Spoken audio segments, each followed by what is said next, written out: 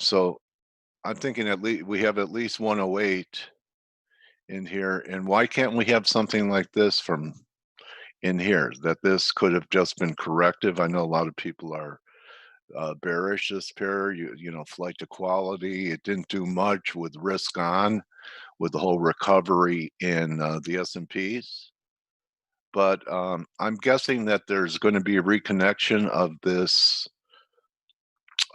correlation, US dollar yen, with yields. Okay, so I want you to look at this chart right here, TLT. So, it's a pretty lonely contrarian type position to be looking for higher yields. I know Stella is through the Bunds. I have been for a while, and all we've been doing is moving sideways. But I want you to take a look at this TLT chart right here. We haven't opened; it'll open with stock indexes. But I think as US dollar yen rallies, advances, that yields will head up, which means TLT will head down. And right now, to me, this looks like Wile E. Coyote standing on a ledge supported by the 61.8 level and the 50-day moving average. So to me, unless the Fed, they say don't fight the Fed, that's another reason people aren't shorting treasuries. I think it's ready to give. And, we don't have to have something like this, but why can't we correct this advance, pull back towards 154 or so? And that's going to tie in with the correlation of US dollar yen advancing. I wouldn't just chase the yen here. In fact, what could end up happening is maybe we get some type of right shoulder on the yen. Looking at the 2 hour, left shoulder, head, rallying to a neckline. Let's put the neckline here. Hello, Varun. I'll let the other guys talk about cable, but let's just do this. Something like this. You know, Not that today's early session high is anything significant, but maybe it is, and maybe you get some type of pullback, you know, all the way down to here even.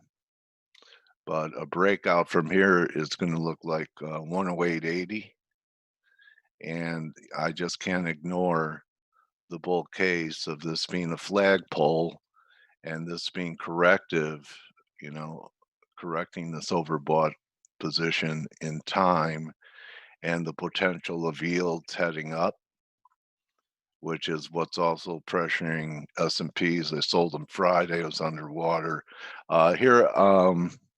Here's a couple areas to watch, and we're at one of them right now. All right. See this top here, this top here. So, and look at how this moving average comes in here. Today, I'd call this pretty important.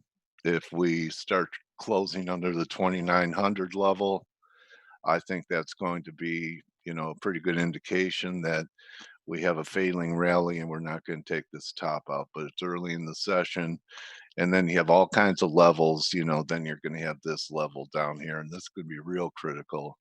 So, let's just guess 2950 and call this 2770 the low of the break from 61.8. Call it 180 from here is going to get you about 2580, and I'm seeing a lot of people talking about this 2500 level. So here again is reasons on the 4 hour. So we could be rolling over. There's your daily. It's going to take a lot to get a weekly reversal, but it's early in the week. For us to have a 2 week reversal, we need closes by Friday, 28:30. And then I just wanted to wrap it up with gold, because we have a pretty unusual situation happening here in gold. Okay. Of course, we, have this triangle that it respected here earlier last week, and then this was Friday, couldn't get through it. But what's even more interesting to me, and this could be a great candidate for volatility spreads. It's an $80 formation. So, classical technical analysis will say breakout over 1720 gives you 1800. Failure under 1670 gives you, 1600 down here. Okay. But what's really interesting about this, and you rarely see it, is since the high that we had over a month ago, see this range? The following week was inside of that range. The next week was inside of that range. So you have a double inside week going into this week. So we'll see what happens on a breakout. Actually, I'm thinking that the first breakout might be the fake out, but we'll see. A guess right here is that's all it is. That's why option traders would buy a put, buy a call, knowing that whichever way it comes out, the winning side of the trade is going to compensate for the losing side of the trade. Okay, any questions before I turn it over to Blake?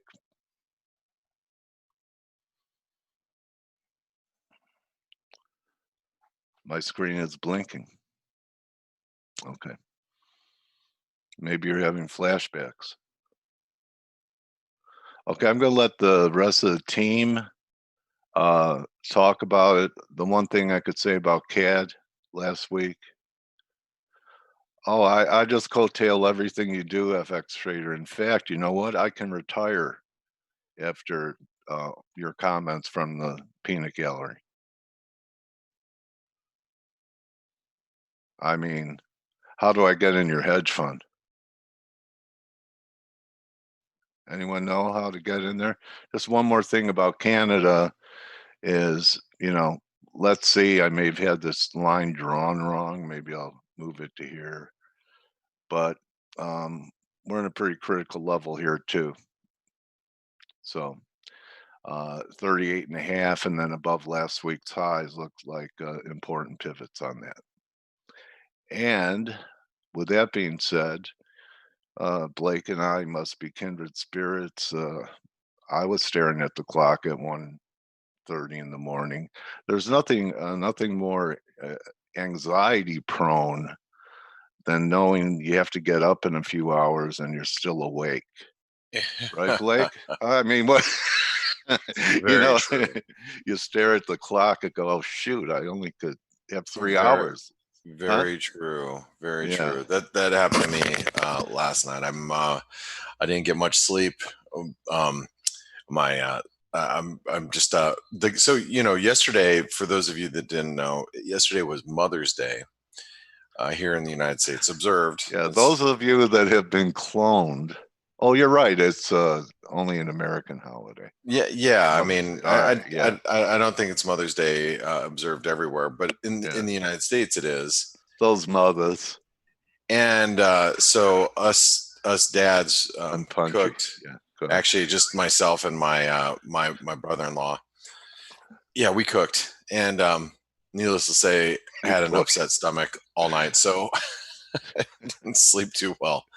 Um, That Louisiana hot sauce, man. yeah. So I did what you did. It was midnight Yeah. last night. I was looking at my alarm saying I'm gonna have to get up in a couple hours, and that's not gonna Yeah. be good. So I'm a little tired. A little tired this morning, but Come on, Marine. yeah, just I'm tired. Can't really cure that. Yeah. So we're seeing a little bit of risk off. We're seeing the stock market come off a little bit, and actually, um, uh, just moments ago, crude oil started to rip back a little bit as we had Saudi Arabia decide they want to cut output unilaterally by extra 1 million barrels per day for June, which isn't all that much. I mean, but crude did bounce as a result into positive territory. So has that helped stabilize the equity markets at this point? Maybe, but I guess you have to think about where the S&P really just stopped. So this is pretty important support. You can see it right here. Remember, this is our previous that head and shoulder that we were looking at. That was the previous shoulder that we were looking at. So now we're just pivoting on that breakout point. And I think this is pretty important for bulls too, as far as the stock market goes, because we just flushed through that hourly low, and then we're finally getting a foothold here. So I think that this is just, excuse me, this is just a pullback for right now. Let's see if it coincides with any fibs. And like I said, I'm moving a little slow this morning, so bear with me. Yeah, we're just below that 38% retracement. And so if the stock market does find some support at these levels, which I think it will, you probably see a snapback in some of these yen pairs that have come off a little bit. Like you take the Aussie yen, for example. The Aussie yen has come off quite a bit. Maybe the New Zealand yen bounces too, and maybe even the Canadian yen, because this is all this news out of Saudi Arabia might be better for crude oil, could be better for the Canadian dollar. And as you can see, the Canadians were right up against some fairly important triangle resistance. This is something that we were monitoring last week. And you can see we're pushing right into what I think is fairly key resistance here for like the Canadian yen. So, we'll have to see if we can actually break. Honestly, I'm not really. Oh shoot! I didn't mean to do that. I'm not really 100% sure for myself what I'm going to be doing with the markets here. I'm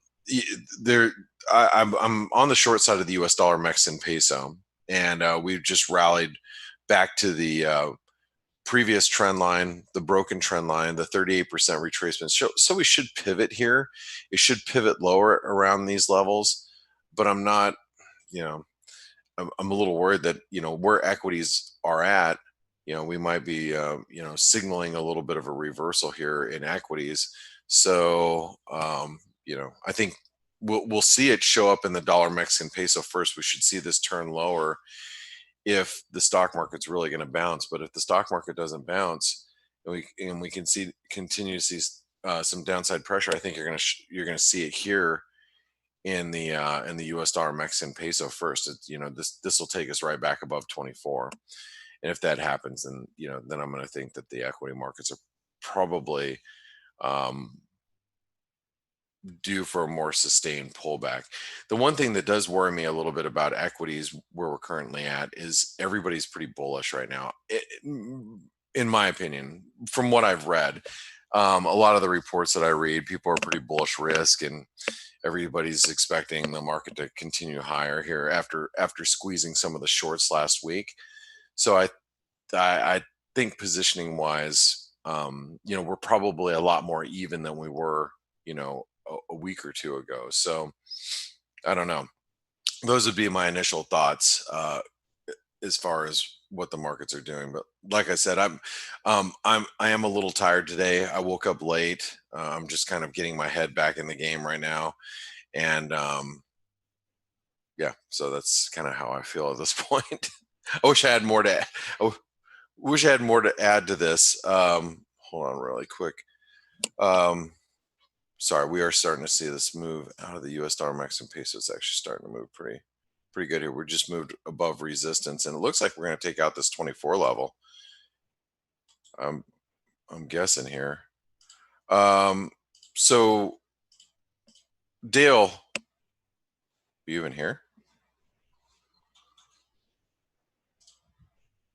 I guess no one's here. Good morning. I guess it's just me. Me and you, baby. Hey, what's up, Stelios? How's it going? I'm good. I have a terrible hay fever I get it from What? What? What'd you say? Yeah, I get this like hay fever from pollen, but also from the olive trees. And so April and May for me is a disaster. Oh, but the allergy season. yeah, it's okay. It's okay. Allergy season's rough for me too. I know everything's in bloom, so it's a nasty time of year for us here. Yeah. But so what do you make of this little pullback that we're seeing in equities this morning? Well, we were talking about this on Friday, and I said this on the webinar and on the chat room. I think there will be a leg lower. When will it happen? A proper leg lower? Well, when all the or many of the shorts get squeezed, which I think they've really started to get squeezed now, and you can see it on sentiment and positioning. And also when people who think, right, this is it, with the low is in, we have to get in the market when they're all in. And I think we're getting very close to that. So is this the top when we're going to see a protracted move lower? Maybe, it could be. I think we will see it. Is it today? I'm not sure. But I'm positioned pretty much 0% of my portfolio in equities, and I'm waiting way below with some bids and see what happens. Yeah, it's like I'm kind of convinced right now that I think the market is everybody's gotten kind of bullish up here, and maybe too bullish, Yep. right? Yep. Good morning, guys. Fear Grid Index, Blake, is more or less in the middle ground. If that counts for something. Right. So, but that tells you that the market has turned, from decidedly bearish to, to more or less being undecided, let's say. Yes. Yeah, but it took a lot to come back from that extreme bearishness that we were at. It did. So I'm thinking near term, you're probably catching a lot of people a little bit wrong-footed here, because I think the market's getting a little ahead of itself, getting too bullish at these levels. When you talk about like the S&P, I mean, heck, just if you look at how bearish everybody was as we were coming into this 2,900, and then last week, I think the attitude shifted quite a bit.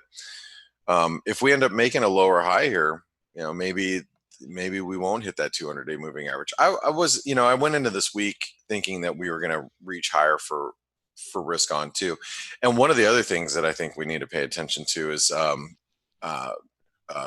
the entire west wing of the West Wing in the White House might have some exposure to the coronavirus. And Mike Pence, the vice president, he is self-quarantining himself. There's a few cases that have popped up, and I think that is actually starting to concern some people. So. Yep, that's definitely something to look out for. And let's not forget, a lot of people there are of a certain age, so they're going to be a little bit more vulnerable. Right. So what are you guys looking at? What are you guys looking at as far as setups go? I know you guys are probably you probably heard what I had to say. I got up a little late this morning. Really not seeing anything for me that's like set up for something for me to do. Although we are seeing some dollar strength, and the dollar strength usually is a result of some risk off, in my opinion. What are you guys thinking here? I think it's exactly what you said, and we said this again last week. I think AFX is trading very much in line with risk, and you see equities pull back straight away. The dollar strengthens straight away.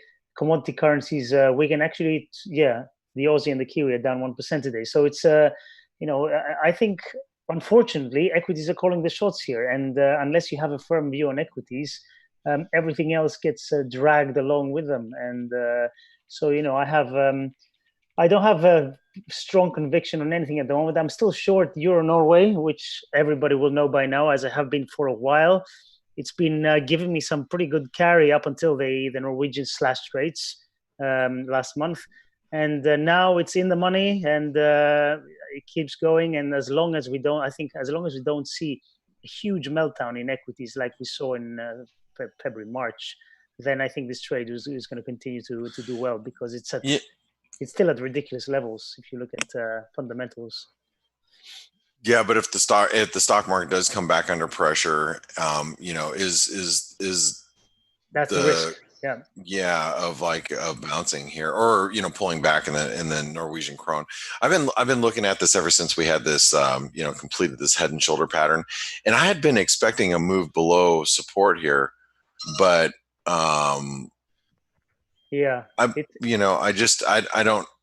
it's the lack of follow through is pretty frustrating. It would be frustrating if I was short the US dollar Norwegian krona right now. Well, I'll tell you what, I'm looking at this, and this is a pretty big level. I mean, you can see in your chart that support line is big. If it bounces and if it bounces with an equity sell-off, then I think I'm going to cover, and then reshort higher, or at least cover part of it.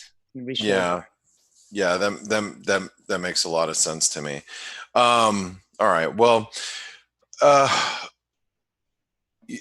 sitting here looking at this US dollar Mexican peso continue to pick up steam, and if this thing gets above 24, you're probably going to see a little bit of a squeeze, and this is going to be a false breakdown, and I think it's important to pay attention to that, because that could actually lead us to a rally into new highs. Whenever you get a false breakdown, a false breakdown is a recipe for a complete reversal, to where false breakdown will lead us to a breakout, and that's something that I think everybody's got to be a little bit of aware of down here. So Steve, I'm gonna pass it over to you a little early today, because I don't like I said, I'm not really up to speed on everything, and I came in a little unprepared, more so than a normal session. Shame on you. Shame on you. You're fired. Yeah, I am. We'll have to refund everybody for what they paid for the webinar. Sounds good. Blake is human. Yeah, of course. You just proved it. Yeah. Thank you, Blake. Go get some rest, man. Feel better, buddy. I'm gonna pass it over to you guys. All right, see you guys. Have a great. All right, bye, mate. Actually, speaking of one other thing I wanted to add. Speaking of the krona, we had Norway inflation for April, which actually bounced back. So it had been going down on a year-to-year basis from around 2%. It went down to 0.7 last reading, and it was expected to go quite a bit lower. It actually bounced back month on month and year on year. So that's one of the reasons why the krona is performing relatively well today. And it's a good sign, I think, overall. But obviously, one print does not make a trend. USD NOK, Stelio, as you see, has flatlined on this horizontal support area. Yeah, Euro NOK, USD NOK, both at really pretty big support. I mean, after that, volatility has really, the average through range has really shrinked also during the past several sessions. Yeah. So the Corona has Corona. So bottom line, I think that it's whatever happens next from here is going to be important for what follows, for at least several days. So we break lower from here, I think we're going to see an acceleration to the downside. We rebound from here, we might see a much bigger rebound. I would still favor, obviously, the downside, as you mentioned yourself, from a fundamental perspective, and I've said it myself many times, NOK is one of the fiat currencies that I would feel much more comfortable holding over a period of time than the vast majority of the rest. So it is what it is. Yeah. Yes. What else did we have, mate? Yes. Well, Blake mentioned it. The Saudis, the energy minister, said that they are aiming to provide more cuts, voluntary cuts, to support the stability of the oil markets. And if people have been listening to this webinar, and have members who have been in the chat room, what did we say when they first announced the cuts? And it was expected. What was expected? 10 million, and they gave us 9 point something, right? Yeah. And we said, look, this is going to be the first trial balloon. This is what they're throwing out there. They see how the oil market goes, and then they're going to eventually do more and more. Exactly the same way as the Fed, the US Treasury was announcing the measures to stimulate the US economy. They started with 200 billion, then it went all the way up to 5 trillion or whatever it is.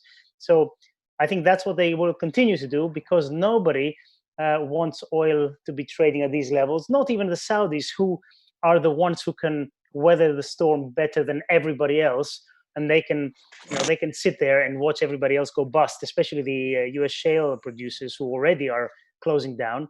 But even they don't want to give away their precious commodity, which is finite, by the way, for people who don't realize that, cheaply. So this is the main, this is what's been pushing the oil market a little bit higher. Not a lot, but we gained like $1 within a couple of minutes, and that's what happened on that side. We also had the Chinese who they said they're going to use more powerful policies to counter the economic problems that arise from coronavirus. So we are, all in all, we'll still. Does that mean more false accounting? What exactly does that mean? Translate it as you want, but the bottom line is that every single country in the world, or pretty much, is just throwing everything at it, because the effects are going to be big, and unfortunately, I think they're going to be lasting. So, that's something to keep in mind. And this is one of the main reasons why I think equities eventually are going to hit new all-time highs, just continue going, because we're going to see asset price inflation in nominal terms go higher. It has to. But Indeed. apart from that, it's been pretty quiet.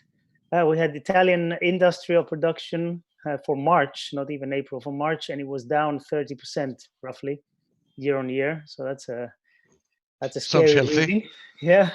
I mean, it's going to be not a one-off, but it's going to be 2 or 3 months, and then hopefully the reading is going to go back to relative normality. But obviously, you don't know that until it materializes. I doubt it. We're going to have some sharp rebounds when the economies open up. There's no question about it. Yeah. Now, there are going to be rebounds to, in my opinion, to a certainly decreased, capacity than we had, pre-coronavirus. So I think that we might see some more euphoria when we start seeing all the economic indices rebound. Yeah. But I think there's going to be, some risk of move when the market realizes that, yes, we are seeing sharp rebounds, because that's the only way you can go once you go from a economy that's in lockdown to an economy that is somewhat functioning. But when they realize that the new numbers are going to be stabilized at severely decreased levels, I think that they will have to rethink of their expectations for the future. Yeah, I agree with that. Otherwise, I really don't have that much else to say, I'm afraid. I'm a bit like Blake. It's been quiet. I'm just looking at equities at the moment. That's the main driver. It's not a surprise, Stelios. I mean, just look at the dollar index, for example. And we see the same in equity indices, not the same type of pattern, but I'm going to explain what I mean. We had a period that volatility definitely exploded. We had sharp moves, and the direction was more or less clear for obvious reasons. And now we have a situation where volatility is shrinking once again, but FX has been really stuck due to what the dollar is doing, which is oscillating in a range and nothing else. I mean, this is a triangle, and that's the main reason why so many of the mainstream, especially FX currencies, are doing the same, either consolidating in a range or in a triangle. I mean, take the example of Euro USD. Once again, for one more week, stuck. Last week, I mean, because we just started this week between 1075 to 110, so a rather tight range which we're oscillating within. Here is the cable. The cable is threatening with a breakdown if this is head and shoulders formation, but in order for us to confirm something like that, we would need to see a daily close below 120 to 250. Until that happens, it's just range trading here as well. USD CAD, a lot of people have been paying attention to the USD CAD, expecting a breakout, but USD CAD is spending more and more time consolidating. You want to look at it as a triangle. You want to focus more on the more recent range and look at it as a rectangle, which is like between 142.70 and 138.70. So many currency pairs are really stuck. I mean, they on occasion produce some big candles in one direction or the other, but bottom line, there is no breakout. So a lot of people are trying to, chase after these, thinking that, they're going to be moving again, and they've started moving again, and then they get disappointed because after a couple of days moving one direction, they stall and they pare back the gains or losses and rinse and repeat. So I do think that this whole situation is going to be resolved. At the same time, by the way, indices, against what fundamental logic would say, keep drifting higher or anyhow testing the highs.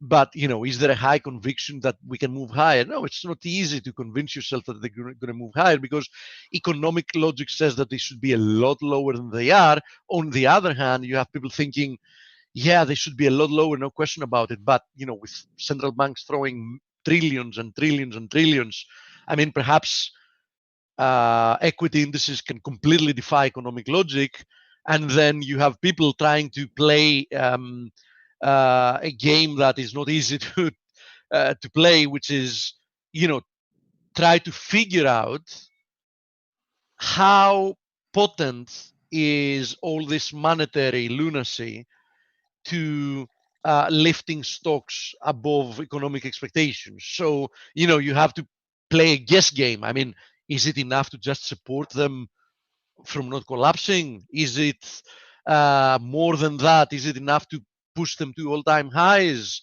Is it enough to keep them in a range? I mean, all of that is speculation. We'll have to find out, because now it's a guessing game of how if what they've already done is enough, and if not, how much more are they willing to do, and if that is going to be enough. So nobody wants to take like a big risk in buying equities at all-time highs, at least not yet. At the other hand, very few are willing to bet against the Fed. So we have this situation where things aren't really moving. I mean, they seem to be moving on a daily basis, one direction or the other, but in essence, they're ending up not going anywhere. So based on that, what we can say once again is that one way or another, valuations are at all-time highs having to do with equities, because we're not at all-time highs having to do with prices, but earnings expectations have really collapsed. So equities are more expensive than they were 3 months ago. Also, even if that was not the case, the rebound has already, moved the market quite a lot in quite a short period of time. So risk reward in the short to medium term seems to be very bad if you want to be long at current levels. Now, if we pull back from here, we could reassess, but currently risk reward doesn't look that healthy in being long. That doesn't mean that equities can't move higher than what they are, but if you're asking me if I believe they can go to new highs just by following this, for example, ascending channel, I think they can't. I think there should be at least a decent leg lower again before even that could be a possibility. Now, as long as the situation is what it is with equities, it's not going to be easy for pairs that are very highly correlated with risk, like the Aussie, like the Kiwi, especially the Aussie yen and the Kiwi yen, to really get going. So what I said about equities before applies here as well, meaning we've had a very decent correction so far. This is the Aussie USD, for example. But it's more than clear that momentum has waned. People are not finding it easy to buy it up here without seeing a decent pullback, because everybody's thinking like, okay, it's very likely that risk is going to take another leg lower, and if that's the case, I know very well that being long the Oz is not going to be the place to be. So I think we've got to the part that a lot of people are looking positively in owning some of these commodity currencies, but not many are willing to own them at current prices before we see a pullback. So, I think that's the case here as well, meaning, can we have formed a double top here in the Oz in the near term? Yeah, that might be the case. Of course, we would need to see a move below 63.80 to confirm such a case. In any case, 62.50, I think, is a decent area of support we can look towards. Here's the Kiwi, more or less the same situation, different type of pattern, but still, I would call it a corrective pattern. I mean, this looks like a wedge to me, obviously. So, a lower low, meaning a move below 60 cents, I think is going to open up more downside. Aussie yen broke through this wedge. It looked textbook. We then rebounded, and so far today, we are being rejected once again from the same area of resistance, the 61.8 of that last move lower. Also, the potential of a double top here, of course, that would be the case, having to do the double top only if we move below 67.50. That would trigger such a double top. Up until that point, the only thing we have for the time being is another rejection from the 61.8. Definitely the risk reward would favor short positions from here, because you're risking very, very little with the potential to make more. Kiwi yen, a little bit of a different formation, but I would still characterize this as a continuation formation. It's a triangle, getting rejected once again from the triangle trend line resistance. As long as we are below 66.50, which was also the gap area, I do think that risk reward would favor short positions. In any case, to summarize, I do think that commodity currencies are vulnerable at current levels, at least in the short term, and stock indices are also vulnerable at current levels. That doesn't mean they can't move even higher initially, but I do think that the risk reward is totally skewed to the downside after having rebounded so much, with the economic reality being so much decoupled from what we're currently pricing in. We're currently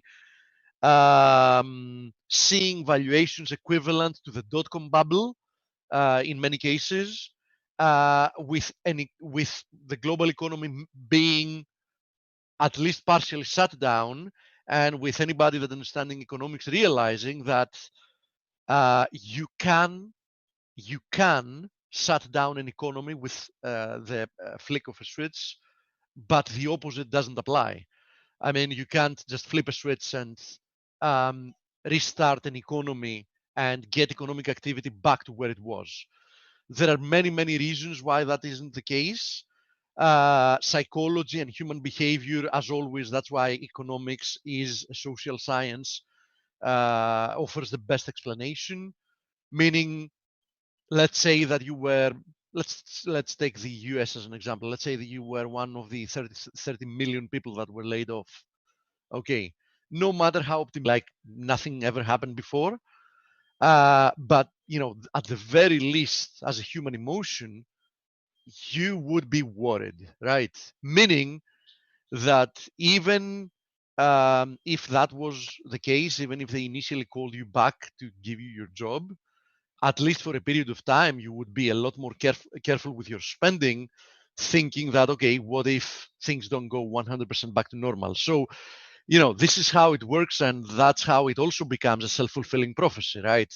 Because once people start becoming a lot more cautious, and we very well know that the vast majority of the developed economies are based, unfortunately, because it's a very flawed economic model, on the concept that consumer can keep an economy going just by spending money, majority of which is coming from credit.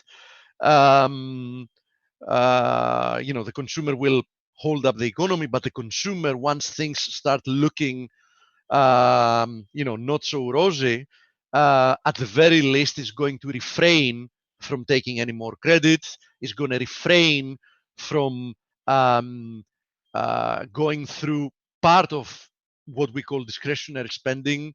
So, the consumer is going to hold back on that. And that on itself is going to decrease economic activity. And guess what? Yes, that's going to keep unemployment higher, etc. Pair that with many mistakes that have been happening, because political choices, we've said that before. I mean, good politics is bad economics usually, and good economics is usually bad politics, meaning, politicians want to, show solidarity to people that have been hurt by the economic shutdown, which, from a human emotion, it's understandable. But on the other hand, for example, offering people more money not to work than they made working is something that the only thing is going to do is give incentive to people not to go back to work. So, that's also not going to help along with other things. Now, having said that, we have a question, by the way, having to do with Bitcoin, and the reason I'm gonna mention it. There we go. We had quite a big crash for Bitcoin prices. It was on Saturday, if I remember right. Sunday, early Sunday. So we had like a 20% crash at some point. So there are a lot of people that are wondering. First of all, we said that before. Cryptocurrencies are digital risk. Okay. So, you want to have, small part in a portfolio being cryptocurrencies. I understand, because there is limited downside if it's a small part, and if they really, really overperform, they can help your portfolio, improve its performance.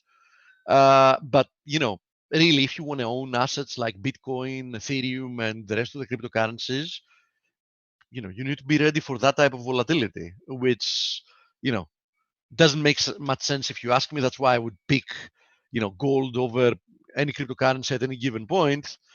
And it is what it is. Regardless, Bitcoin is still holding this ascending channel. During the flash crash that we had, like within 5 minutes, 10 minutes or so, we had that move lower. We back tested the confluence of the 200 daily moving average and this ascending channel trend line support, and so far it's holding. So that's positive, right? Ethereum, more or less the same situation here. We came back. We're currently retesting this ascending channel trend line support. So bottom line, they flash crashed, but from a technical perspective, they're still not broken. Okay. So that's the bottom line here. Now, there are a lot of people that are seeing this whole period in Bitcoin like a huge type of triangle, or something like that. So they believe, and from a technical perspective, it does make some sense, right? That if we cross through this trend line resistance, then we're going to see a huge move higher and an acceleration higher, perhaps to new all-time highs. I remain a lot more skeptical, obviously. I mean, I do believe that with all the monetary and fiscal lunacy that's going around, governments in essence are doing their best to push people in alternative assets, cryptocurrencies being one of them.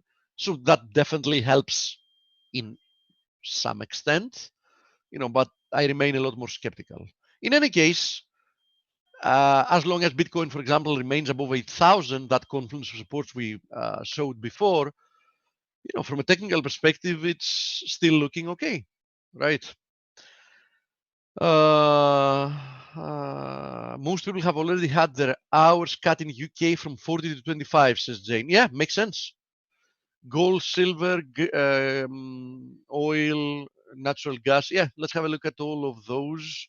So, nothing has changed here in gold. I mean, can't get more clear. This is a triangle, right? This is a consolidation in a triangle. Triangles in the vast majority of the cases are continuation formations, meaning, I favor a breakout to the upside a lot more than one to the downside from here. Upside targets following such a breakout would be 1771, 1821, 1859, 1920. I called them in order. So that's what I think. As long as we remain in this triangle, the path of least resistance is higher. If that is an indication, silver has already broken out from the equivalent triangle. Now, so far, the move higher after breaking out isn't impressive in any way, but that's still the case. 1598, the 61.8% fib, is the next upside resistance for silver, with 1650 following that. So I think that both of those monetary metals, they're still looking good. I mean, nothing to really write home about, but definitely there is no technical argument yet for calling them to reverse lower. I know that a lot of people are looking for something like that to happen, and it might, but for the time being, there is nothing bearish that you can distinguish on this chart. So in my opinion, don't try to fight them. Now, natural gas got rejected from the 200 daily moving average. Backtesting the 50 daily moving average. Let's see if it can post another higher low, because it has already posted 3 of those. So let's see if it's going to find support here. If that's the case, would make sense to expect even higher levels from crude. Crude is stubbornly here on its 5th day, retesting this confluence of resistance is roughly at $20. This is the continuous, by the way, and I'd rather plot on this for reasons I've explained in the past. It still looks very decently bid, and I do think that if we break above 20, crude should squeeze higher from here. So from a risk reward perspective, it would make sense if you want to be short, just because we're very, very close to a confluence of resistances. But if we break through 20, I think it's a very unwise decision to be on the short side, because we can really squeeze higher. I think we can be at 25 within a matter of 3-4 days. So, doesn't look that much of a move, $5. But if you consider starting from $20, right, that's a 25% move higher. So, that's not a negligible move you want to bet against. So that's what I think about crude. Copper, barometer, another barometer for the economy. I see the same that we saw in the vast majority of commodity currencies and risk assets. I see a decent rebound, but in my opinion, has corrective characteristics. As long as we stay below 248, I think that there's a big danger that copper is going to fail and turn decisively lower. So I would be very, very careful here, because I think that copper can really suffer in the days and weeks ahead if risk assets take a tumble. And in any case, as I said, 248 is a key resistance area. So, the closer we are to that, the less it makes sense to want to be long copper. Hi, when you have time, could you speak more about the mental aspect? The trade Friday, inactive trade was closed, but the idea was strong as you had also Aussie yen. So you try again to short it, or you hedge it, or how you decide what to do in these cases.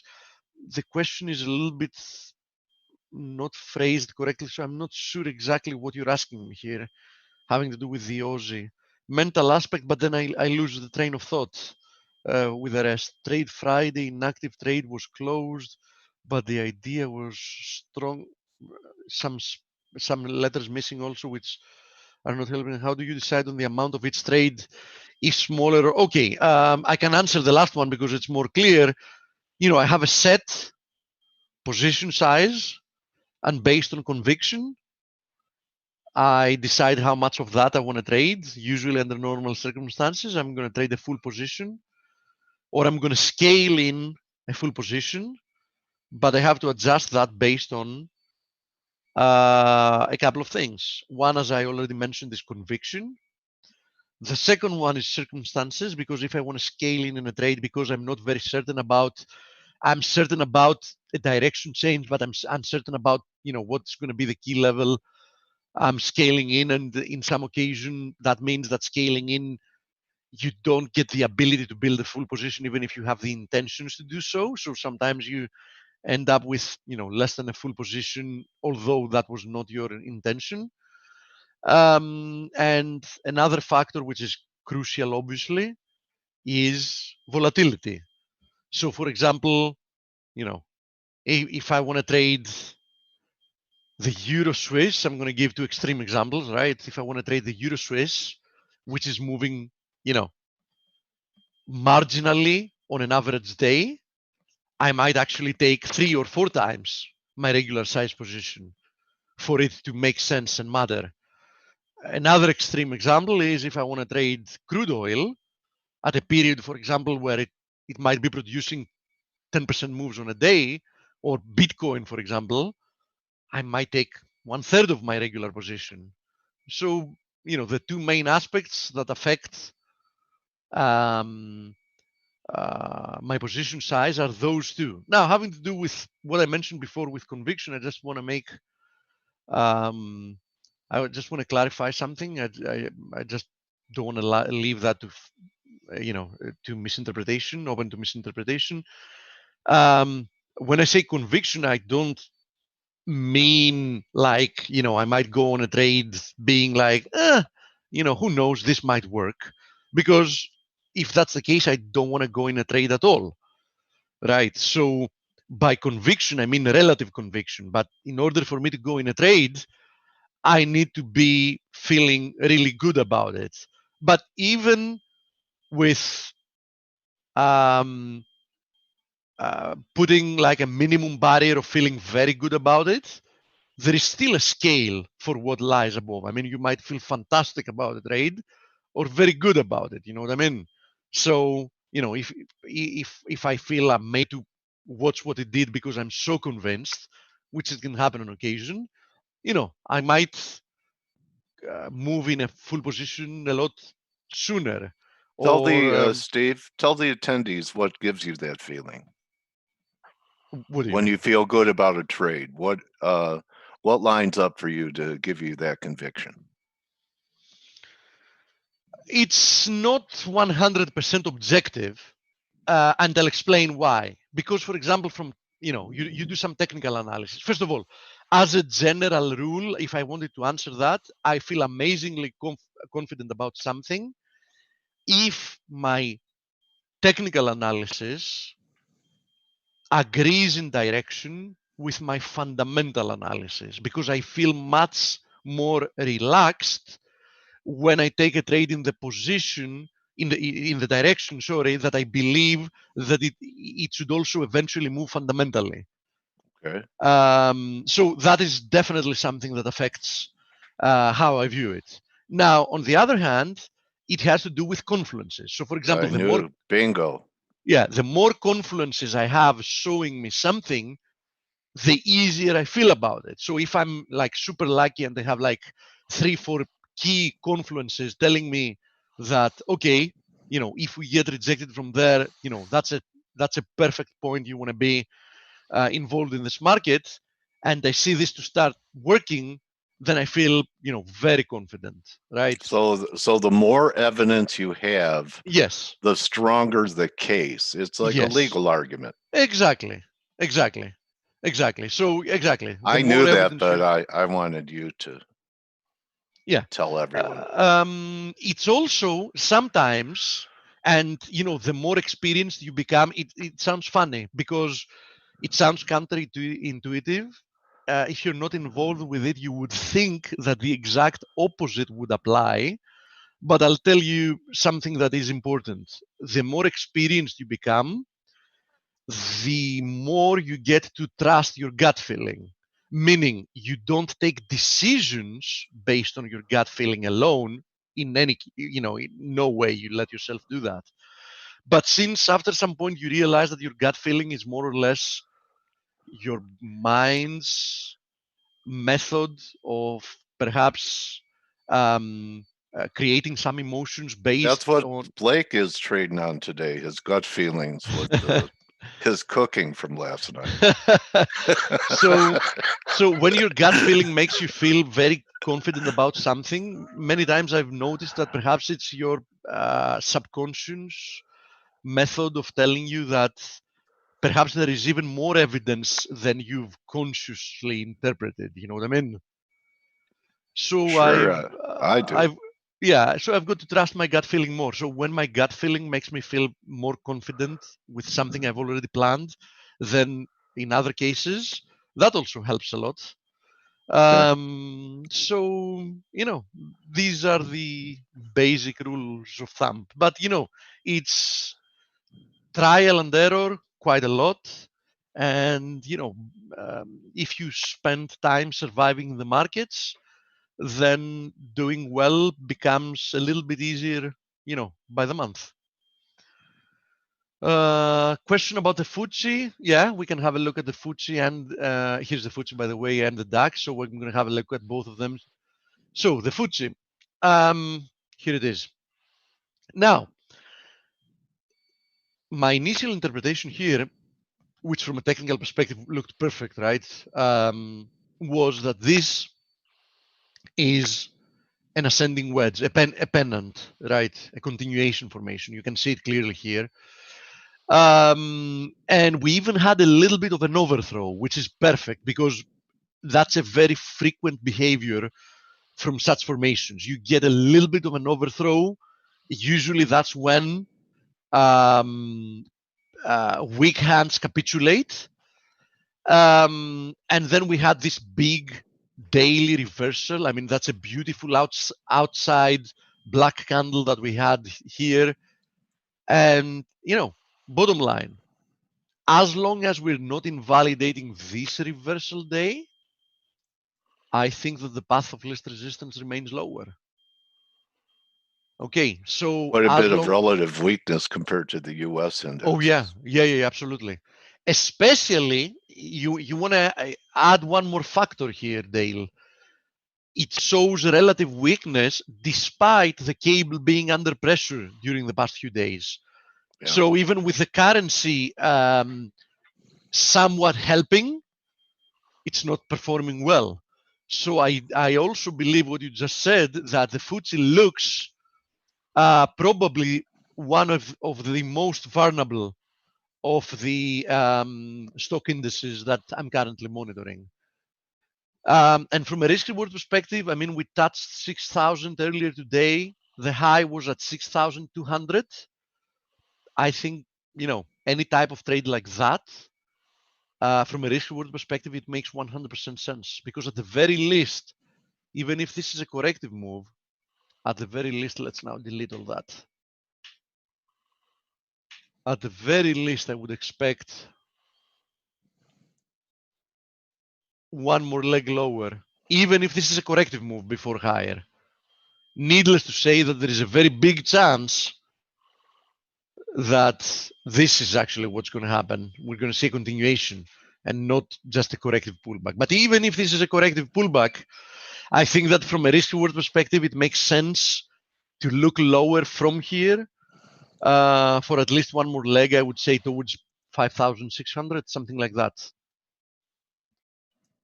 Okay, so that's what I think about the FTSE. Thank you. I shorted at 6,000. Yeah, that's quite a nice level. That's quite a nice level you got yourself there. So I think stop loss above 6.2K.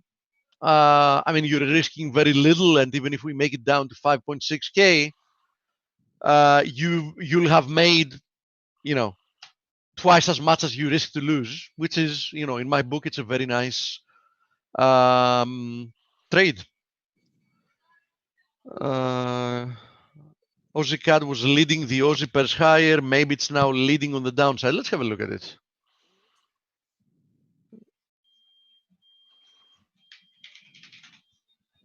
Here it is.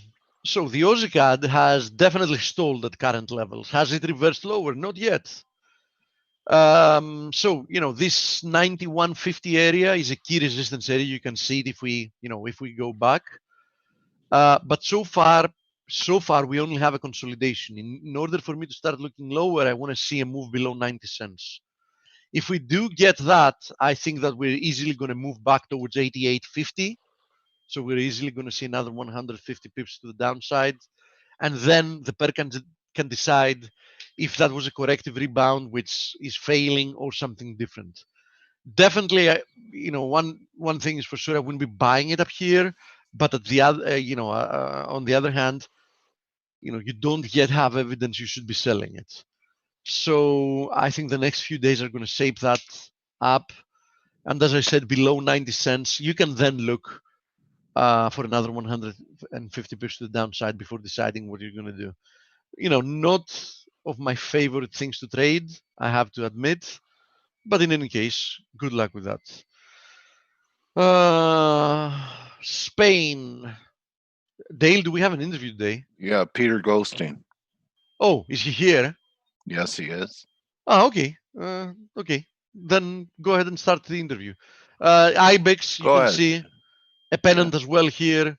I mean, looks very bearish to me, bottom line. So impulsive move lower, pennant, and I think it's in big danger of breaking down. As you see, it looks very similar to the FTSE, even worse actually. It does. Likely, yeah. So Yeah. bottom line, if you want to be short the IBEX, I totally get it. But if you want to be long the IBEX, I mean, there are a lot more indices that look much better than the IBEX does. So, you want to be long risk. I think you'd better pick something that looks somewhat better than this because it looks really, really vulnerable. And Okay, the thank you, pain David. in Spain falls mainly on the plane. Oh, the pain in Spain and in all Falls those mainly on the countries plane. That used to be the rain in going to Spain. is going to be huge because of many reasons. Main Yeah. reason being that all these European countries, Spain, Italy, Portugal, Greece, have already had a very bad period of like 10, 12 years. Economy is very fatigued after a huge period of contraction and restructuring. People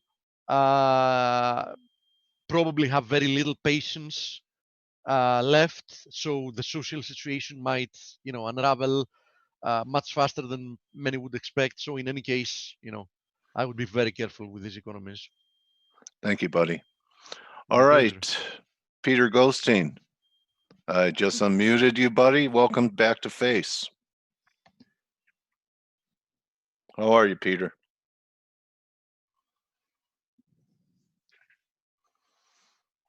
Do you remember how to use this?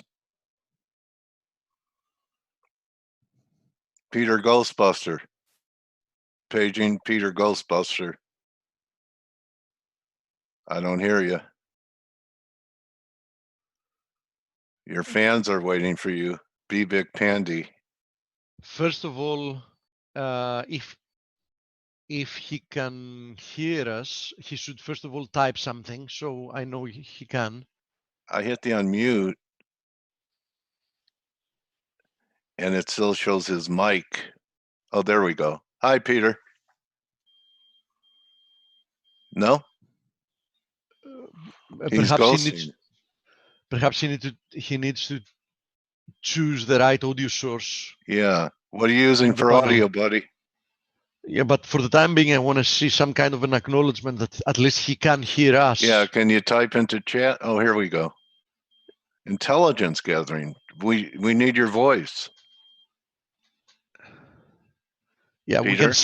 we can see your screen, Peter, but we cannot hear your voice. Test. Yeah, there we go. All right. Yeah. Awesome. All right. Okay. Hey, Peter, how are you? Not bad. How about you? Okay, I'm doing good. I was really looking forward to talking to you today because the big debate now in the market was at a low. A lot of people starting to believe that. So I'm wondering where your head is at on, and I know you do a lot of sector stuff too. So I'm just going to let you talk and try not to interrupt you because your work is excellent. Go ahead, buddy. Thank you, sir, and thanks for having me this morning. Great to have So,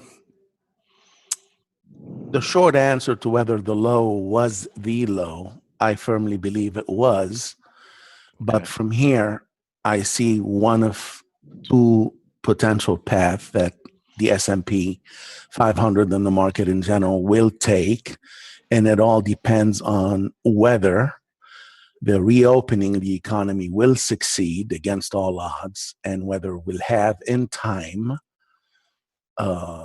or ahead of the potential second wave. Not that the first wave is over, but since they're forecasting a second wave in the fall, and America being America, will we surprise by having therapeutics in time for that, and potentially a vaccine like Pfizer assures us they will as soon as October.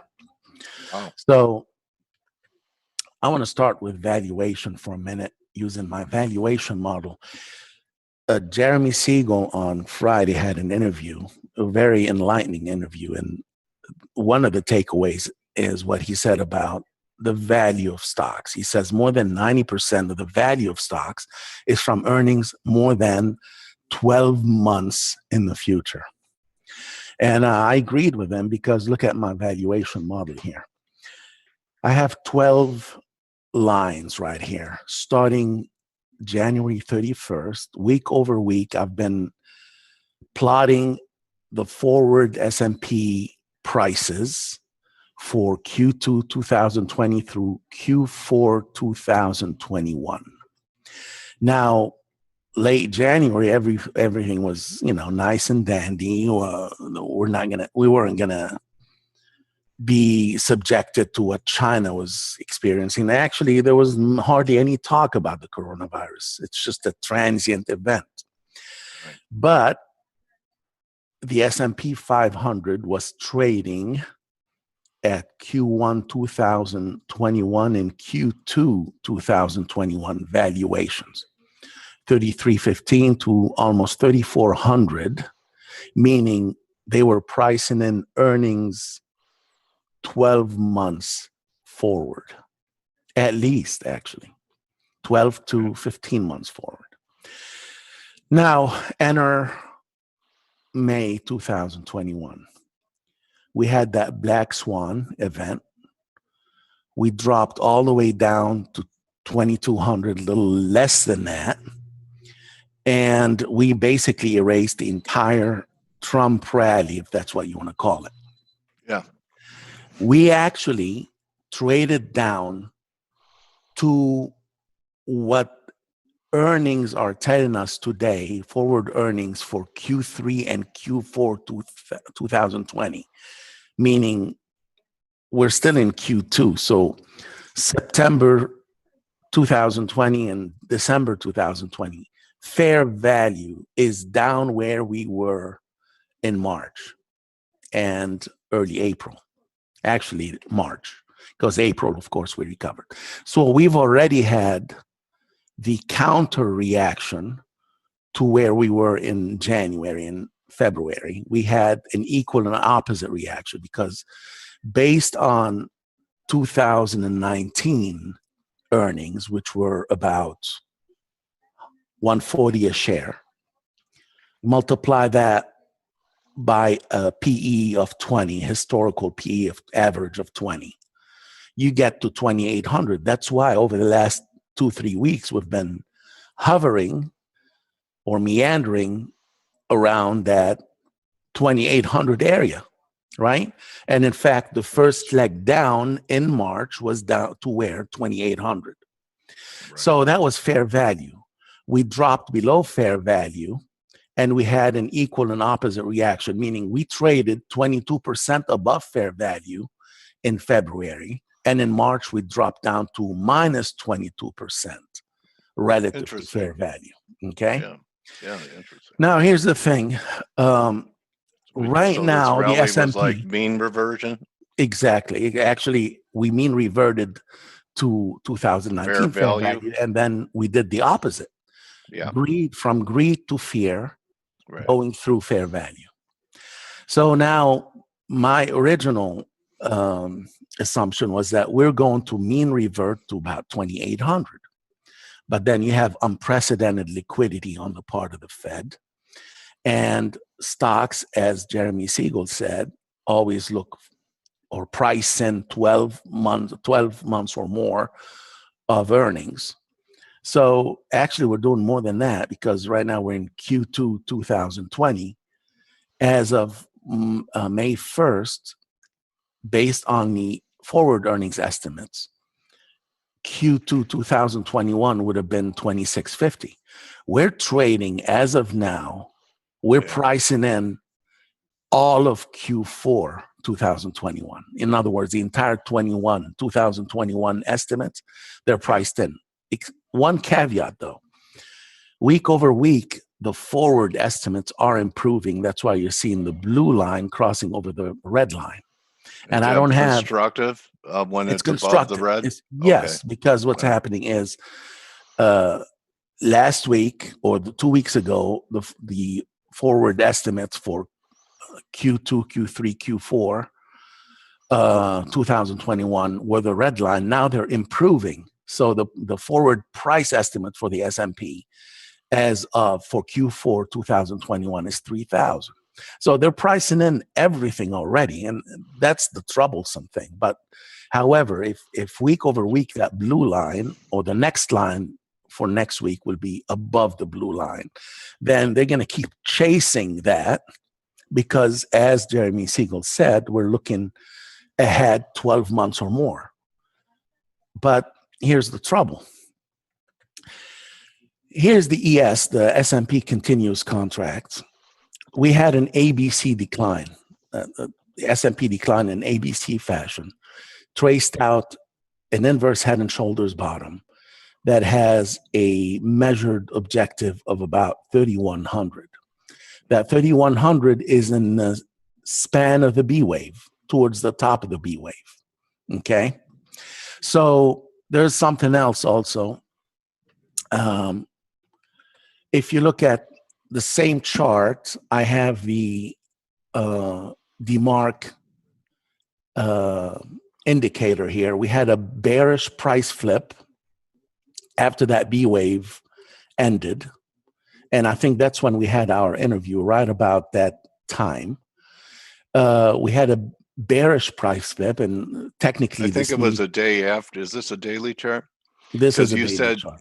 Yeah, because you said, I think there was that gap told Right. you to get out of the way the next day. Okay, exactly. That's So what you said. right, See, so- I mean, I remember everything people say at every interview.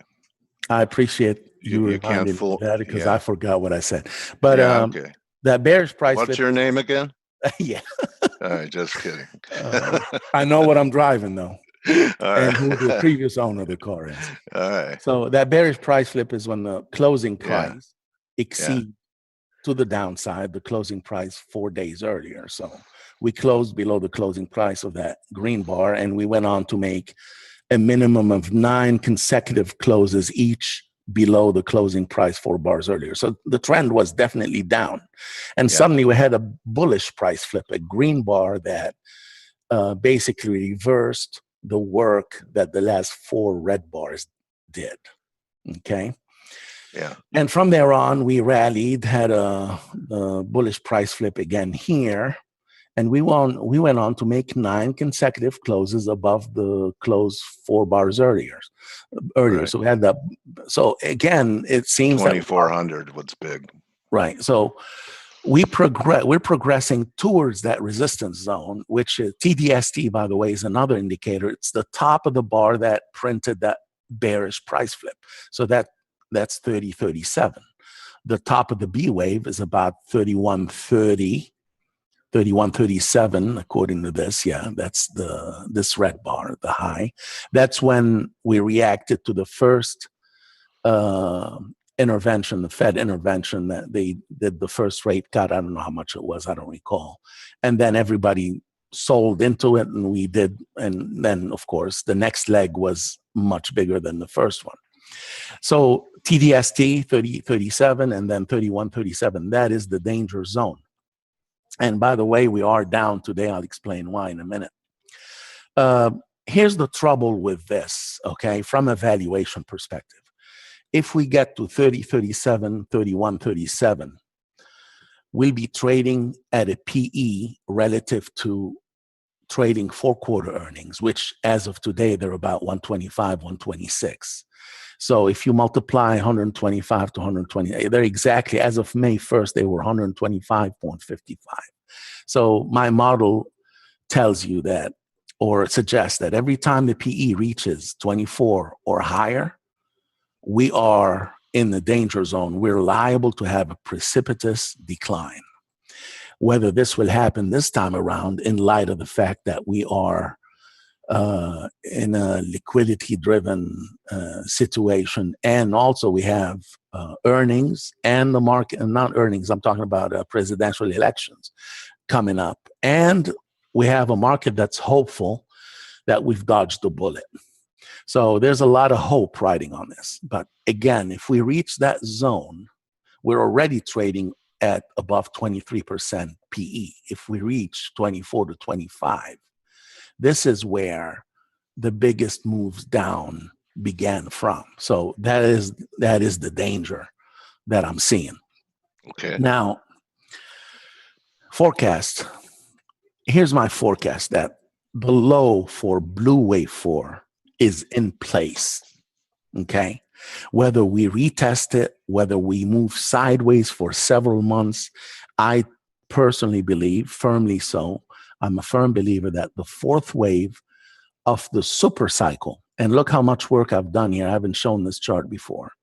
Yeah, you go back to when I was born, Yeah, almost. 1871. Right. So I go back to when there was actual data, and some of that data wasn't even S&P 500, because pre-1957 you have the S&P 30, the predecessor, and then you have data from an economist by the name of Alfred Coles. So I knew him. You knew him, huh? You went to school with We had him. a couple of beers together. Anyways, here's my super cycle. You're funny then. It's a good way to start the week with a little bit of humor. All right. Well, it's tonic. So that's it then, Peter. I mean, 4, and maybe I see you have some squiggly lines off the 4. Yeah, because I don't know what's going to happen here. You can have another wave, and the market can take two different. That's why I'm talking about two different possibilities. So you have wave 1, and then you had the .com bubble burst, failed double top, and a retest that was a sideways move. I call this, of course, and explain it to that. That's wave 2 around the 50%, and then you have wave 3 a little less than 50%, which is good, because when wave 2 exceeds 50%, you're expecting wave 4 to not reach 50%. It's the principle of alternation. So we got just below the fourth wave, the yellow fourth wave, and then we bounced back big time. Now, how fast we're going to get to 5 depends on, again, what's happening with the reopening of the economy, the prospects of having a vaccine, therapeutics, whatever, that would ward off a second wave of that coronavirus. So in the long term, we're all dead. That's my long-term forecast. That's what I'm seeing happen in the next, say, 3 to 5 years. Now, here's the Dow Jones. We talked about this in the last interview, is that I'm expecting it to either stop at the yellow line or meaning the top of the pitchfork, or continue on down to the 18,000 area to test back test the blue line. And that's exactly what we got. Wow. Okay. Yeah. It was Nice. incredible when I saw that. And here's the forecast, same exact forecast, slightly different than the S&P. The S&P had a sideways expanded flat. The Dow actually printed its fifth wave in time or right ahead of the financial crisis, came down, tested the fourth wave, that was wave 2. And then wave 2 was about 50%, and so was wave 4. In other words, everything we built up or everything we gained in 10 years, half of it was lost in a matter of 2 weeks. Yeah. So now, again, my forecast calls for the fifth wave to end somewhere around 36,000, maybe more, depends on what happens. Because, towards the top, you have blow-off tops. You have hysteric moves, basically, to the euphoria. So, again, we'll see what happens. Anyways, the important thing is the SOX. We talked about this a lot because the SOX, semiconductors drive everything. And the reason why I'm excited about the SOX, because you don't let a crisis go to waste. Technology will always offer solutions to problems. One day we might walk into a building and there'll be sensors testing us, testing, they have those measuring temperatures, whatever. You walk through some sensor and it tells you everything about what's going on. Amazon has those in their warehouses now. So imagine how much progress, technological progress, because you can never underestimate science and technology. So that's why I'm so excited about what the SOX is doing, because you have this massive cup and handle. And after we broke out of it, that breakout was really fifth wave. So coming down to retest the breakout zone was the least you would expect. And that's exactly what we got. That's why we bounced back so vigorously. So I'm looking for the SOX. That was 5 of big 3 in all of these. When you have the 5 up there, we ended the third wave. We got a fourth wave pullback, and now we're into 5 of 5. We're into something. I don't know what that is, because the SOX it didn't begin at 0. It began 30, 40 years ago. I don't know exactly when, the 80s, maybe. Yeah. I'm not sure exactly. I forgot when the SOX was constituted. So the only visibility I got is this. I know that it's going higher. Okay.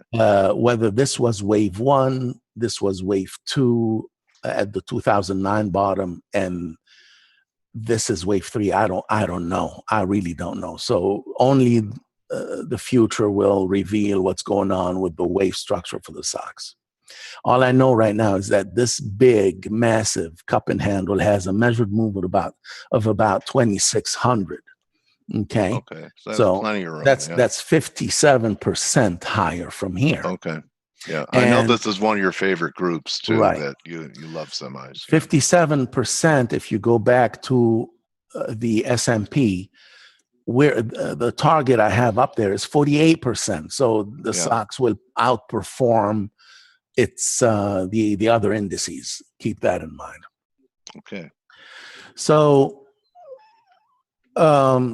short and intermediate, that's what I'm interested in looking at. What path can we possibly take?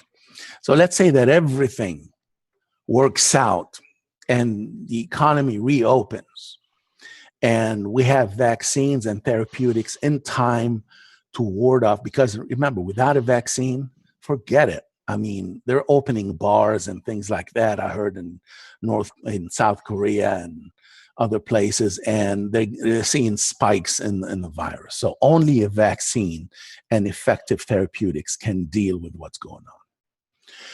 So, but assuming that we do get the ultimate, the ideal outcome, then what's going on here is a series of wave ones, wave twos, and it's hard to believe that we're in wave three right now because of that decline we just saw here, but it's possible. So if we break to new highs, let's say that the late April highs are somehow exceeded by the ES, then we could be back at the highs, and that would be wave three, the burgundy one or pink. Yeah. And then wave four would be a handle. Then wave five would see us at 36 or 3,700 on the S&P. And you know, you've heard some people talk about the 3,600 target on CNBC recently, more than once actually. That's where the megaphone upper line comes in. Yeah, but here's the thing: those same guys calling for these targets, they were calling also for 3,800 and 3,700 and 4,000, whatever, before we got that bear market. So that's why I turned the volume down. Yeah, and the same guys who were calling for those lofty valuation or those lofty targets. When we got down to 2,200, they were calling for 1,700. So exactly, you got to turn the volume down and see what you're seeing. Learn to depend on no one but yourself. Right. Now, let's say that we fail. We don't have therapeutics in time. We see a second wave, which would be devastating to the economy. Then this rally, as we approach presidential elections, will probably reach the target of the inverse head and shoulders, which is about 3,100. Let's say that we end up that whole rally end up being a double zigzag, a counter trend rally. You know, right now it looks like a V, right? It looks like a V, but it could easily turn out to be something like this. Okay, so the second phase of the bear market is an attempt at retesting the lows, but it might end up being a triangle, a wait and see kind of triangle. Because remember, you have unprecedented liquidity being pumped into the market, so they will provide a backstop for stocks. So you could see a triangle here that would last several months, and this whole thing ends up being a W, not a V. Okay, and a lot of smart people are talking about a W, while the reactionary people are talking about the V. Okay, now is it the first time that we see a correction ending up in a triangle and ending up at a higher low? No, in fact, if you go back to last year, the market rallied into May 2019, had the first pullback into early June, had a failed breakout, and then ended up tracing out a barrier triangle, an ascending triangle that ended in October. So this whole correction from early May, actually printed new highs, but all in the context of a consolidation that ended in early October. And then we broke out. And if you recall, last time I said a triangle precedes the last move in the direction of the prevailing trend. And then we saw what we saw in February and March. So again, nice. Okay, that is the other. This is the other possibility. And before that is, of course, the pipe dream. This one is the pipe dream right now. Okay, so that's why I'm trading on a very short-term basis. Everything I'm doing is short-term. I'm not betting on what's going to happen in 3 years. If you buy Apple now, you're going to be rewarded 2-3 years from now. I don't care for all that. So here's the NASDAQ, by the way. The NASDAQ overnight made a new high, but it ran into the 2020 value area high. If you see it here, the red bar, the red candle hit the value area high and pulled back almost to the VPOC. So, you know, things can change. Things can turn on a dime. One day you have a rally with incredible breadth. The next day, it's like, you know, it's bipolar. It's a bipolar market. So right here, even though the NASDAQ is near the highs, and the TDST is really the high. And this looks like it's developing into a V also. We could easily reach 88.6%, maybe not even make a new high before pulling back. In fact, those who think that we're already out of the woods because we're near the highs, I'd like to remind them of 2015, 2016. Summer 2015 decline was then, or set the stage for a rally to a new intraday high. And then guess what? We came back and tested the A, the wave A. That was a running flat. A running flat. B is higher than the starting point of A, and C fell just short of A. Typical running flat. So anything can happen. I can never say to anyone we're out of the woods.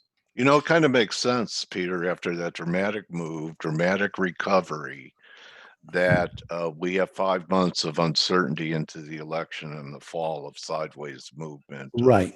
A battle between the bulls and the bears, because they Right. both have arguments until, like you said, there's a vaccine. Exactly. That's the most important thing. Here's the other thing. I'm not so sure anymore. You know, last time we talked, there was the prospect of a socialist administration Bernie. come in, and remember all that. That's out of the question now. So right now, I don't really think the market cares who gets elected. The market cares about what the Fed is doing, right? All right. Yeah. And so I don't think the market is going to react one way or the other to the outcome of the presidential election. That's a great point. Yeah, that Bernie's out of the picture. Exactly. Yeah. And now What- the Russell, go ahead. if you look at the Russell actually had a great April. The month of April was great for the Russell. It was able to recapture North Territory, the 2-4 line.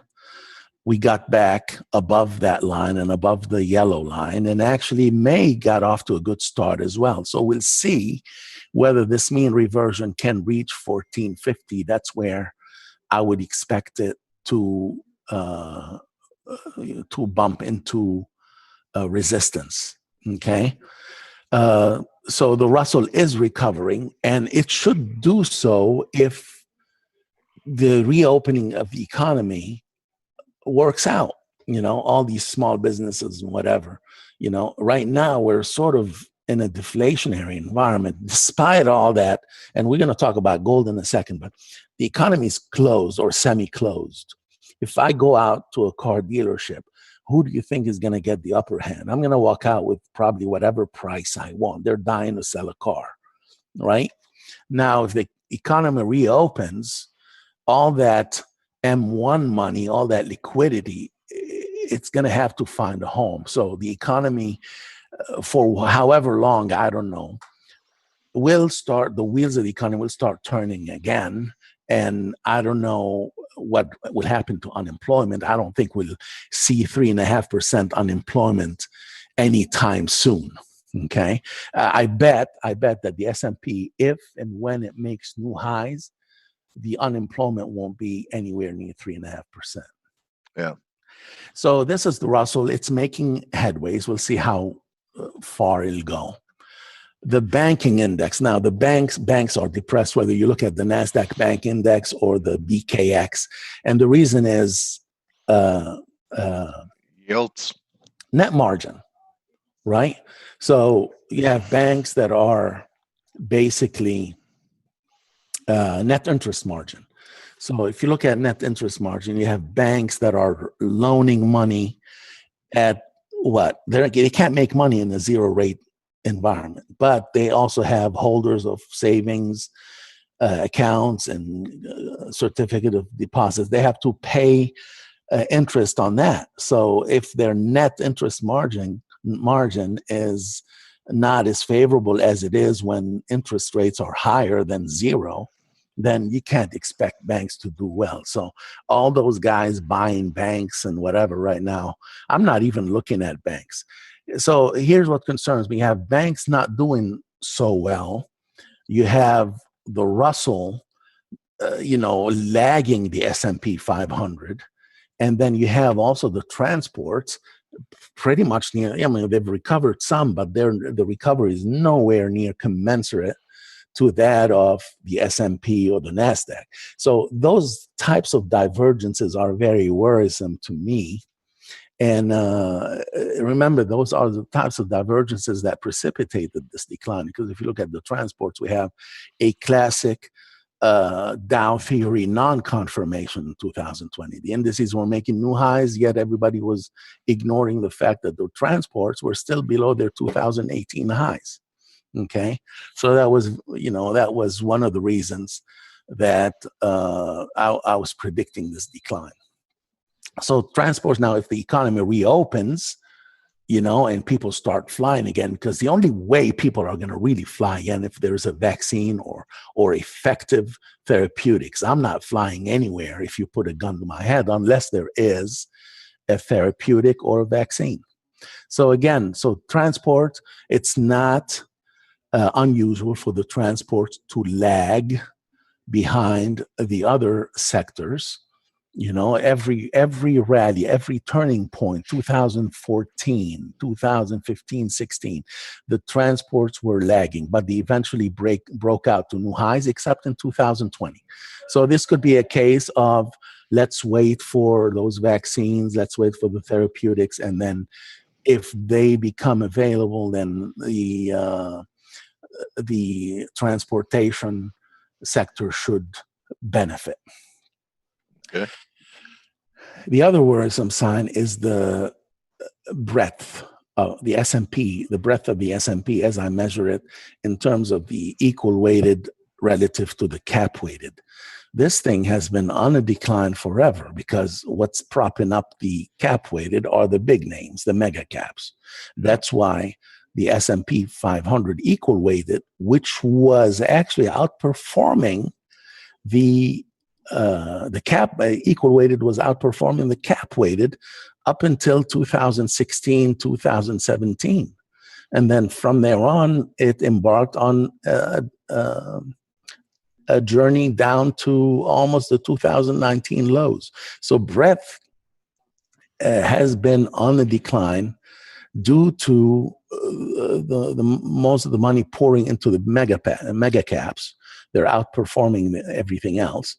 But in recent days, we've seen a consolidation, a range bound, which could end up being the starting point for maybe a reversal, however short-lived that would be in terms of months or whatever. So it's not encouraging at all for me long-term. Okay, so you presented a lot of bullish stuff at the beginning, and now you're showing the flip side of the coin. Right, that's the what do you give the weight? What do you give the weighting to and the bias for?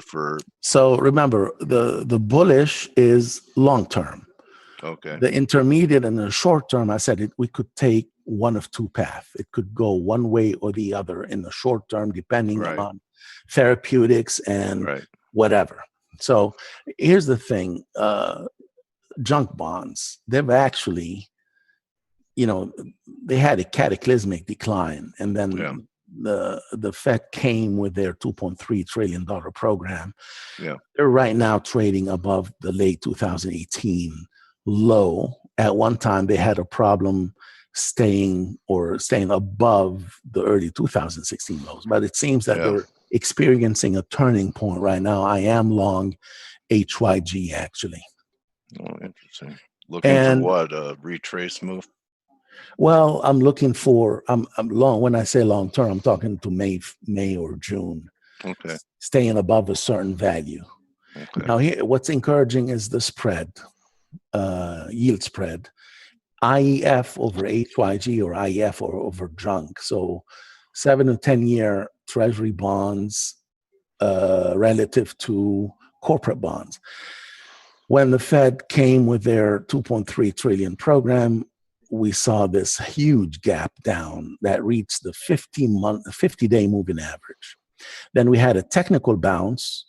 And as of Friday, this ratio dropped below the 50-day, and which is good for stocks because now what this is telling you is that HYG, the price of corporate bonds, is rising faster than the price of treasury bonds, meaning if I'm I've a noticed that. company, if I'm a company, I can sell bonds at a high price and not have to pay an exorbitant yield for that. So I can borrow. Borrowing credit seems to be favoring stocks as of last Friday. So we'll see if this. So you think the Yeah. Fed is sacrificing sovereign performance to get performance out of junk? I don't know. What do you think?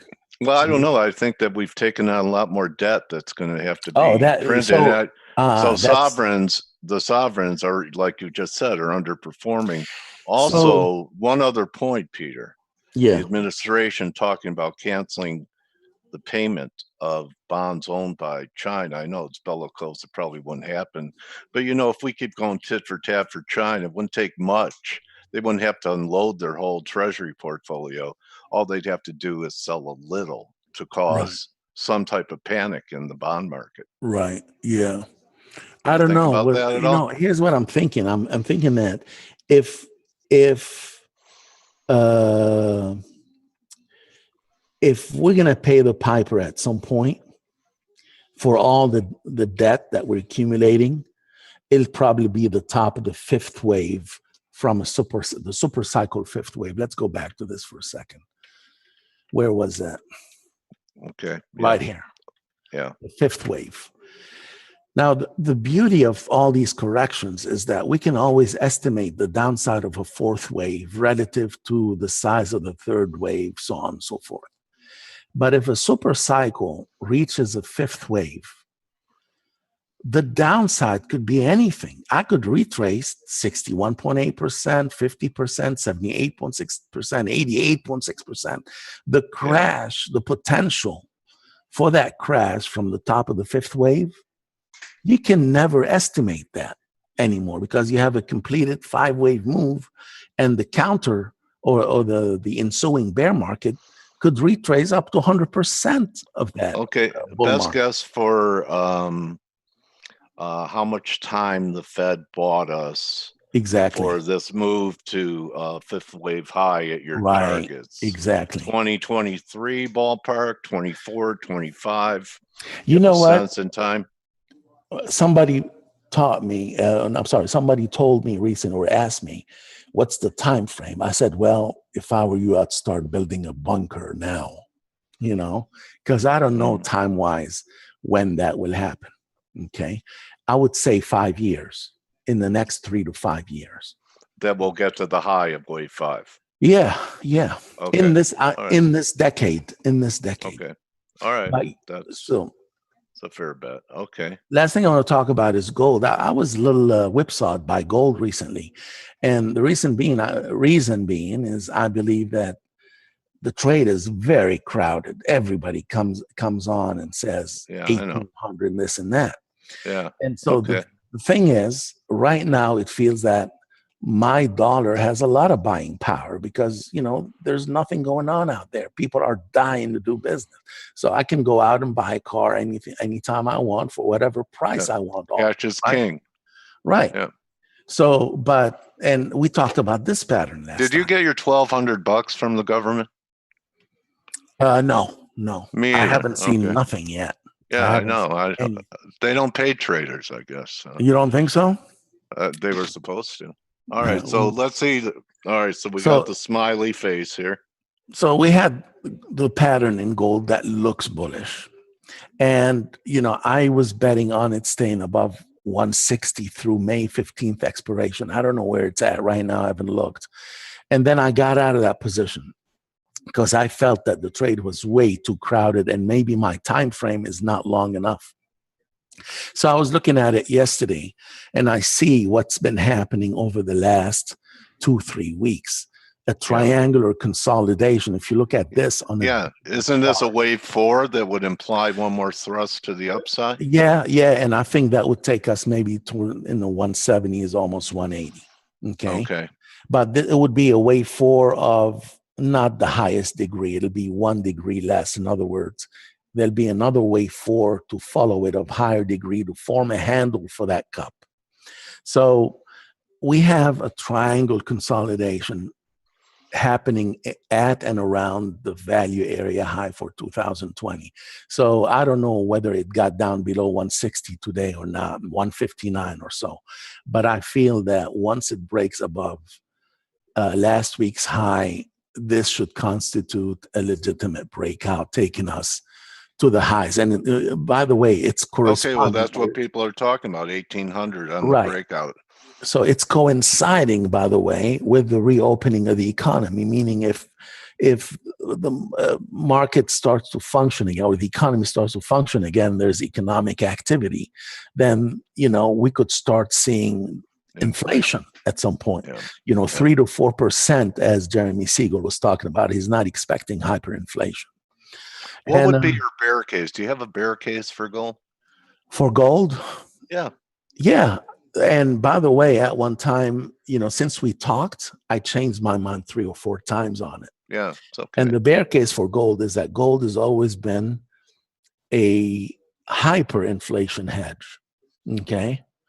Hyperinflation hedge. Because think about it, in 2000, when did they do the QE3? Was it 2013? QE3? I don't recall exactly. But if you recall, when they did QE3, the gold made a lower high.